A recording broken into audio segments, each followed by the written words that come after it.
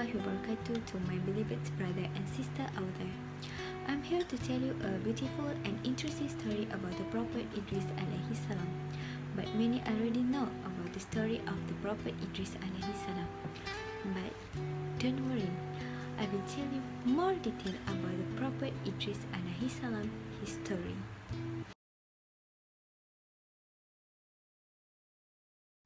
Idris alaihi salam, he was a prophet of Allah subhanahu wa ta'ala, and some of our scholars consider him to be the second prophet after Adam alaihi salam. Some consider him the third of the Shid alaihi salam, and some of our other scholars consider him the first prophet. Allah subhanahu wa ta'ala know the best. Very quick, will hardly speak, only if there a need, contemplate a lot. He come as a prophet not to stop people from shirk or to call them the correct information, but rather to help stop and call people away from act of corruption, which they knew were corruption, away from their desire. First man to ever write with the pen, so writing before it did not exist. And Abdullah ibn Abbas has described Idris alaihi salam. He was a man, was tall, he was a very good looking, he's very calm. He had a fully ground beard, and he spoke very, very clearly. When he spoke, is very calm.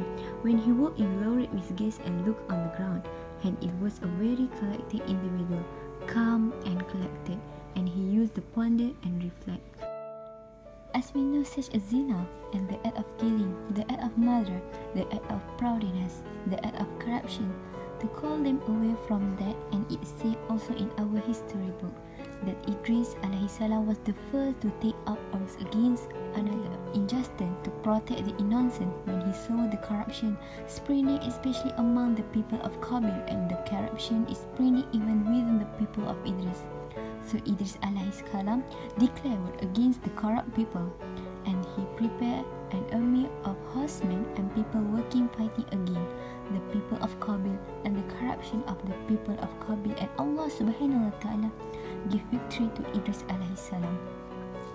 Allah subhanahu wa ta'ala revealed to Idris one day that Allah will give him the reward of all the good deeds of the mankind every single day. See Idris alaihi salam, he was told by Allah subhanahu wa ta'ala, that's all it read from those who have followed you. Anyone who does good deeds, and the end of the day you will have all those good deeds double for yourself. That is something amazing. That is status. Imagine others do good deeds and you getting the reward of it.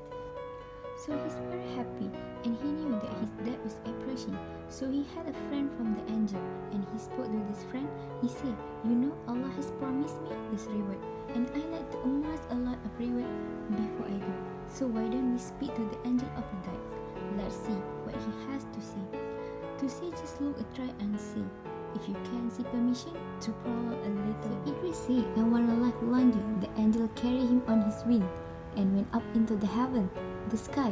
When it was at the fourth heaven, they met the angel of death, and the angel spoke to him, and the angel of the death said, but where is Idris? He replied, he's out on my back. The angel of death said, now astonishing, I was sent and told to seize his soul in the fourth heaven. I keep thinking how I could seize in the fourth heaven. When he was on earth, then he took his soul was taken away.